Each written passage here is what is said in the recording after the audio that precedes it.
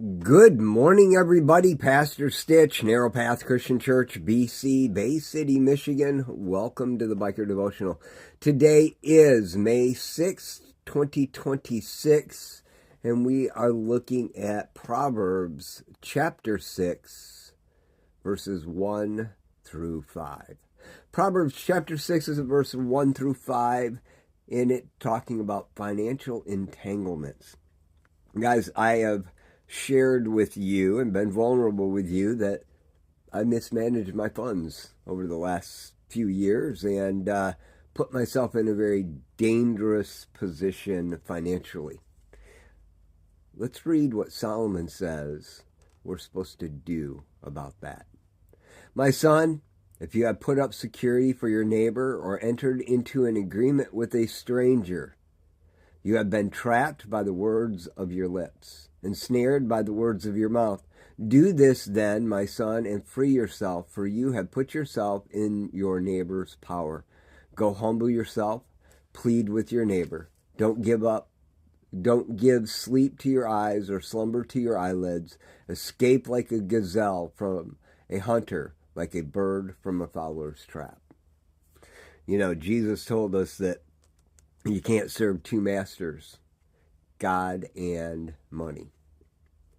And quite honestly, I was lax in my way of handling things.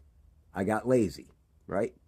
But Solomon reminds me that I've got to do everything I can to get out of that entanglement.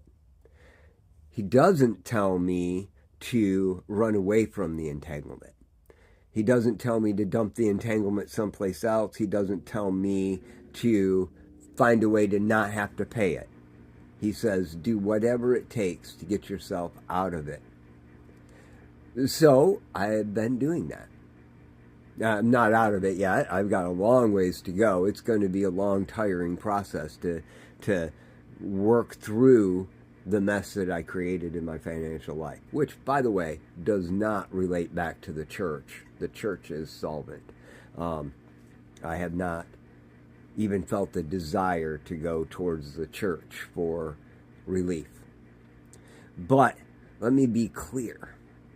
I have picked up way more hours at work than what I was working, which is exhausting. Not something that I want to be doing, but something that is necessary. I need to bring more income in. I have, as I said, painted my house and working to consolidate all the high debt interest into one loan through securing it with the house, so that I can take care of my obligation where it is, not try to run away from it, but bring down the interest rate so that it's manageable. I have done the work that's necessary so that I can start clearing out some other things. That work has to now move forward, which is going to be exhausting in and of itself. Guys, here's an area where I was foolish. I've had a storage unit for 19 years that I pay for every month. And the reality is there's stuff in there that's been in there for 19 years, which means I don't need it. And I've been storing it and paying for it. And the price of that has gone up year after year after year. That's a lot of money I've wasted. I need to get that cleaned out. Yeah, that's something I need to work on, right? These are the answers to financial entanglements. Not running away from them, being diligent in the solutions to them. They are exhausting. But Solomon said, don't give sleep to your eyes or slumber to your eyelids. See, I know these truths,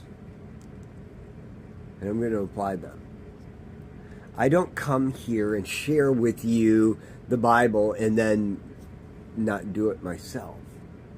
I'm not saying I do it well, but I strive to apply it. And when I learn lessons about how I've done it wrong, I try to be vulnerable and share that with you. That's what I'm sharing with you today. I'm being vulnerable with you. I see my financial entanglements, and I know that I created the problem, and it's time to honor God by doing what His Word says. I'm going to serve God, not money. It's something I need to work harder on. How about you? I love y'all. Hope you have a great day. God bless.